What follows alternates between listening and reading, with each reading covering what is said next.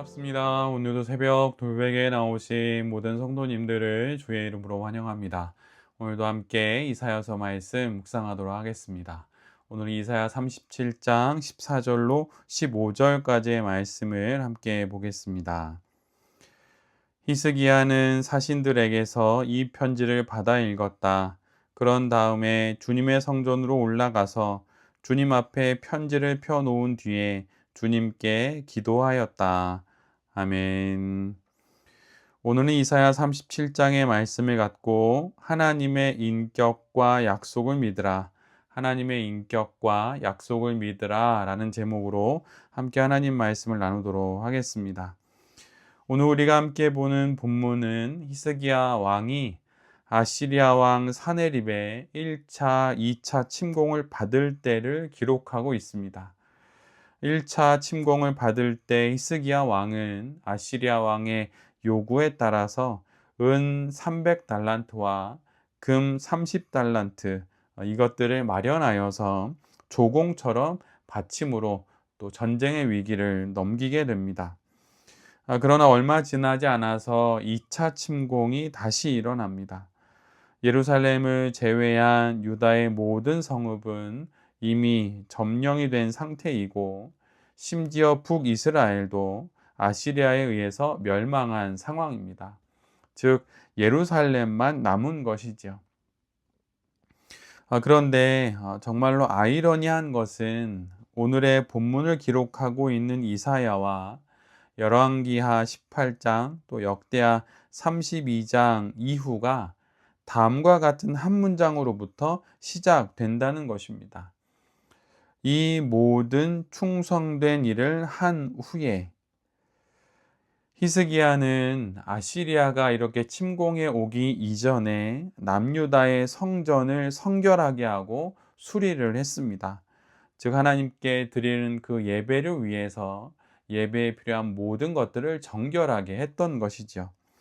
그리고 온 나라가 하나님이 구원을 베푸신 유월절을 아주 성대하게 지켰습니다. 절기를 지킨다고 하는 것은 하나님에 대한 순종과 의지를 뜻하는 것인데 온 나라가 이렇게 신실하게 유월절을 지켰습니다. 이뿐만이 아니라 제사장직과 레위인들의 기능도 다시 회복을 시켜서 온 나라가 하나님께 돌아가도록 종교개혁까지 단행했습니다. 이 모든 일의 성과와 의미를 역대하 31장 20절로 21절은 이렇게 기록합니다. 제가 개역개정으로 읽어드리면 히스기야는 온 유다에 이같이 행하되 그의 하나님 여호와 보시기에 선과 정의와 진실함으로 행하였으니 그가 행하는 모든 일 곧 하나님의 전에 수종드는 일에나 율법이나 계명이나 그의 하나님을 찾고 한 마음으로 행하여 형통하였더라. 모든 일에 충성되어서 형통하게 된 히스기야의 통치가 이제 드디어 본 궤도에 오르게 된 것입니다. 그런데 바로 그때 아시리아가 침공을 합니다. 모든 것에 충성을 다한 후, 그래서 형통한 삶이 시작된 이후입니다. 그런데 그렇게 충성을 다했는데 돌아온 것이 아시리아의 무자비한 침공입니다. 믿음을 지켰더니 고난이 오고 신실했더니 오히려 시련을 만나게 된 것입니다. 정말 황당한 경우이지요. 하나님께서는 오늘 우리에게 이런 당황스러운 상황들을 보여주시면서 우리의 반응을 기다리시고 있는 것입니다. 이후에 남유다와 아시리아 사이에 벌어지는 일들을 보면 그 마지막은 사네립 왕이 뜻하지 않은 사건으로 인하여서 본국으로 돌아갑니다. 그리고 돌아간 그 나라에서 자신의 아들들의 손에 의해서 죽임을 당합니다. 그 부분을 제가 이사야 37장 36절 이하의 말씀으로 읽어드리면 다음과 같습니다. 여호와의 사자가 나가서 아시리아 진중에서 18만 5천인을 쳤으므로 아침에 일찍이 일어나 본즉 시체뿐이라. 이에 아수르의 사네립 왕이 떠나 돌아가서 니느웨에 거주하더니 자기 신 니스록의 신전에서 경배할 때에 그의 아들 아드람멜렉과 사레셀이 그를 칼로 죽이고 아라랏 땅으로 도망하였으므로 그의 아들 에사랏돈이 이어 왕이 되니라. 거듭해오는 아시리아의 공격에 히스기야는 여호와의 성전에 나아가 오늘 본문처럼 기도를 했고, 하나님께서 그 기도를 들으시고 응답하셔서 하루아침에 18만 5천 명에 이르는 아시리아의 군대를 진멸하십니다. 그리고 사네립 왕은 패주하여서 본국으로 돌아가게 되고, 거기서 자신의 아들들의 손에 의해서 암살을 당합니다. 종교개혁을 마쳤더니 전쟁이 일어나고 기세등등 공격해오던 아시리아 왕은 본국으로 돌아가서 죽음을 맞습니다. 참으로 알다가도 모를 역사이고 또한 인생인 것이죠. 우리가 함께 읽고 또한 묵상하고 있는 성경은 넓게는 역사를, 좁게는 한 사람의 인생을 우리 모두에게 이야기합니다. 즉 어떤 원리나 원칙, 규칙이나 규범을 이야기하지 않는다는 것이죠. 성경은 이 모든 것을 통해서 역사와 나의 인생을 바라보게 합니다. 성경이 수천 년간의 하나님의 백성과 다양한 나라들의 모습을 우리에게 보여주며 말하는 것은 무엇일까요? 그것은 바로 역사의 주인, 인생의 주인이 하나님이다 라고 하는 사실입니다. 역사 속의 수많은 사건들의 예시와 또 인물들의 사례를 통해서 하나님이 누구시며 하나님이 무엇을 하시고 하나님이 어떻게 세상을 이끄시는지를 보여주는 것입니다. 그리고 바로 그 하나님 앞에서 이제 나는 어떻게 살아가는 것이 맞는 것인지를 질문하게 하고 그 답으로서 성도의 길을 선택하고 걸어갈 것을 우리 모두에게 말씀해 주는 것입니다. 성경 66권은 우리에게 하나님이 누구신지를 보여줍니다. 그러기 위해서 그분이 하신 일, 하고 계신 일, 하실 일들을 기록하고 말씀해 주는 것이지요. 예전에 아이들이 좀 많이 어렸을 때 아이들에게 여러 가지 질문들을 늘 많이 했습니다. 그런데 그 질문 가운데 아이들에게 이런 질문을 던진 적이 있어요. 너희가 엄마와 아빠가 너희의 엄마와 아빠인 것을 어떻게 아냐? 이렇게 아이들에게 물어본 적이 있습니다. 그러자 아이들이 조금은 곰곰이 생각을 하다가 이렇게 확신에 차서 이야기를 했습니다. 그건 그냥 알지.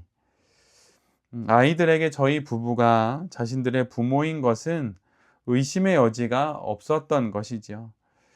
그래서 제가 조금 추가적으로 아이들에게 이렇게 설명 아닌 설명을 해 주었습니다. 태어나면서 너희가 엄마나 아빠를 바로 본 것도 아닌데 어떻게 엄마와 아빠가 너희의 엄마와 아빠인지 알 수 있겠냐? 너희를 속일 수도 있지 않냐?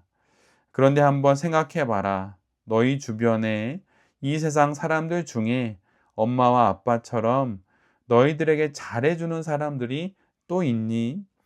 입혀주고 먹여주고 떼쓰면 달래주고 재워주고 놀아주고 아마 없을 거야.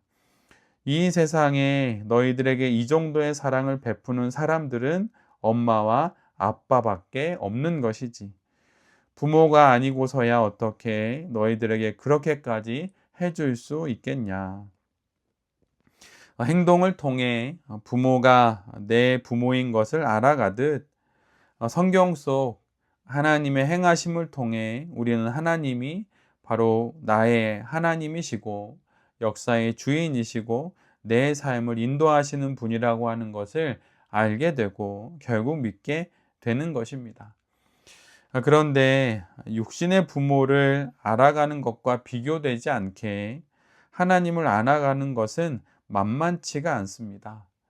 왜냐하면 하나님은 보이지 않고 또한 그 하나님의 일하심을 내가 다 알 수 없고 또 하나님의 그 일하심이 마음에 들지 않기 때문이죠. 또한 때로는 하나님이 주인이라면 일어나지 않아야 할 일들이 우리의 삶 가운데 일어나기 때문입니다.